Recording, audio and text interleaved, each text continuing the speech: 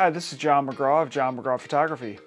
There are three main things that you need to know about photography to get started. The first setting would be your aperture, which I'll call f-stop going forward. And then your second one is shutter speed. And then your third is ISO. So your f-stop is going to range anywhere from, let's say, 2.8, 4, 5.6. So different cameras will go lower and different lenses will, but most of the range will be from 2.8 up to, let's say, 22, somewhere in there. So how I think about f-stop is your depth of field. And what that means is that what's in focus. So if you're down at like a 2.8, then the least amount is going to be in focus. So let's say I'm taking a photo of a person. I'm going to focus in on their eyes for the most part. And if I was at 2.8, the eyes would be in focus, but maybe even the tip of the nose would be out of focus and whatever's behind might be out of focus. Whereas if I went the other way and did something like an 8 or an 11, then maybe the first half of the face, or head is in focus, and then the rest is out of focus.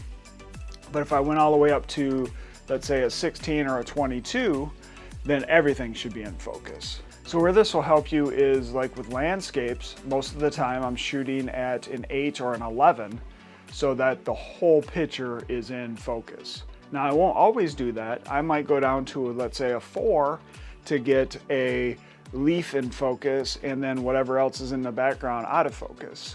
Or I might shoot a log and then the rest is out of focus. So then I might go to like a 4 or a 5.6. But if I wanted everything, the log and the mountain in focus, then I could go up to an 8 or an 11 or all the way up to 16 or 22 if I needed. Now we'll talk about shutter speed. So what this is, obviously, it says it right in the name, it's the speed of the shutter, how long it's going to be open and shut. So what it's going to range from is usually on the quick side. Some cameras will go even quicker, but for the most part, most cameras are 1/500th of a second. And they'll go all the way down to, it could be open for 30 seconds. So it could be all the increments that are over my shoulder and some. So you might have, for example, when you're shooting sports, you're probably going to be at 1/250th or higher so that you're stopping the motion so that there's not any blur. But maybe you want to have some blur in there. So then maybe you go down to 1/60th of a second. And if somebody's doing a jumping jack, maybe their arm is a little bit blurry. That sort of thing.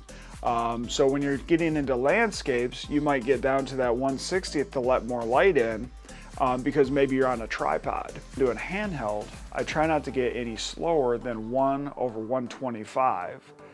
So I will shoot that, or 1/250, 1/500, so that the shutter's going really quick and there's not any movement in my hand to blur it or the subject's not blurring it. Third major function is ISO. And how you can think about this is back when we used to use filming cameras, we would have to put in a different film stock into our camera. So 100 is daylight. So if you're shooting outdoors and it's sunny, most likely we would have shot at 100 in film, and digital we'd do the same for the most part.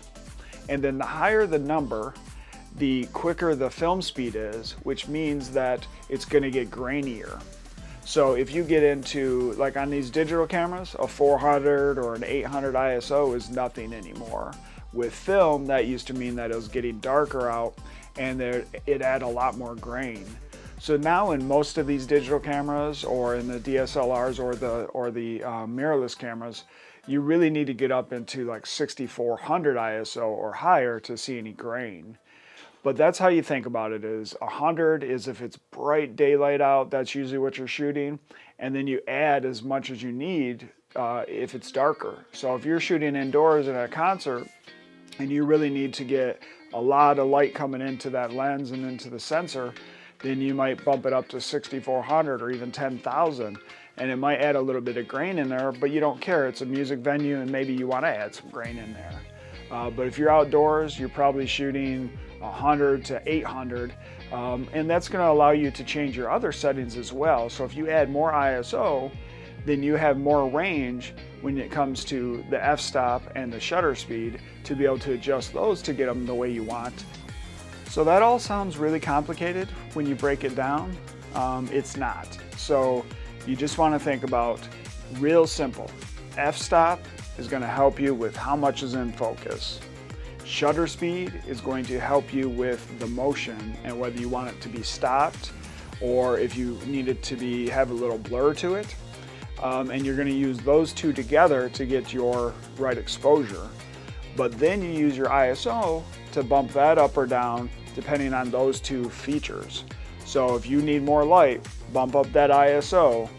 Know that there's going to be a little bit more grain in your photo, but most of the time that's okay, especially with these digital cameras. They really hold them well until you get really high. So just get a tripod, set it up, start messing with the f-stop, the shutter speed, and the ISO. And if you learn those three features, it's going to help you go a long way in photography. Thanks for watching this video on basic photography. I'll do some more videos with some more advanced settings, but this will at least get you started.